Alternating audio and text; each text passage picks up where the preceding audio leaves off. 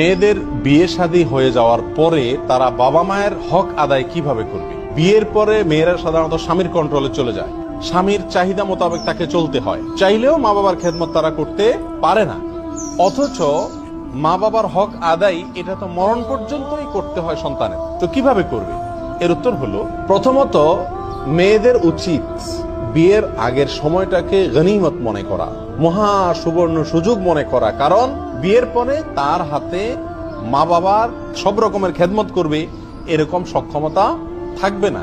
বিয়ের পরে মেয়েরা মা বাবার খেদমত করবে, খোঁজ খবর নিবে, তাদের সেবা শুশ্রূষা করবে, অর্থনৈতিক সহায়তা করবে, তাদের সাথে সদাচরণ করবে, তাদের কষ্ট না হয় সেদিকে খেয়াল করবে, তাদের সব নির্দেশগুলোকে মানবে সাধ্য অনুপাতে। আল্লাহ মানুষকে তার সাধ্যের বাইরে নির্দেশ করে নাই।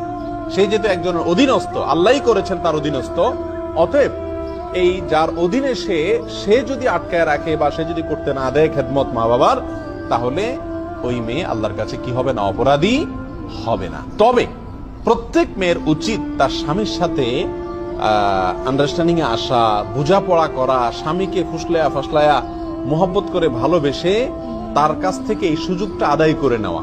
যদি তার অর্থনৈতিক সক্ষমতা থাকে, যেমন মহারণার টাকা, স্বামীকে মাফ করে না দিয়ে ওই টাকাটা স্ত্রীর উচিত নিজের কন্ট্রোলে রাখা এবং ওই টাকা থেকে মা বাবার জন্য যতটুকু সাধ্যে কুলায় সময় সময় খরচ করা। এর বাইরে স্বামী যদি তাকে কিছু খরচের টাকা দেয় এবং স্বাধীন করে দেয় টাকা, সে যেখানে চায় খরচ করতে পারে, তাহলে সেখান থেকেও সে মা বাবার জন্য খরচ করতে পারে। স্বামী নিজে যদি দান দক্ষিণা করে বা খরচ বরচ করে সে সামর্থ্য থাকে, তাহলে স্বামীকে অনুরোধ করে ভালোবেসে তার কাছ থেকে যে কোনো ভাবে মা বাবার জন্য কিছু পয়সা করে আদায় করে নেওয়া, এই কাজগুলো মেয়েরা করতে পারেন। দ্বিতীয়ত যেটা করতে পারেন সেটা হলো যে মা বাবা অসুস্থ হলে যদি ভাইরা ভাবিরা তারা না দেখে বা অন্য কেউ দেখার মতো না থাকে, তাহলে স্বামীকে যেভাবেই হোক সন্তুষ্ট করে বা স্বামীর কাছ থেকে অনুমতি আদায় করে মা বাবার জন্য খেদমত করতে পারেন। আরেকটা বিষয় হলো, অনেক মা বোনরাই স্বামী স্ত্রীর সাথে কোনো গন্ডগোল হলে, কোনো ঝামেলা হলে যায়া মা বাবার কান ভারী করতে শুরু করে, প্যান প্যান শুরু করে, মোবাইলে সাক্ষাতে তাদেরকে পাগল করে ছেড়ে দেয়।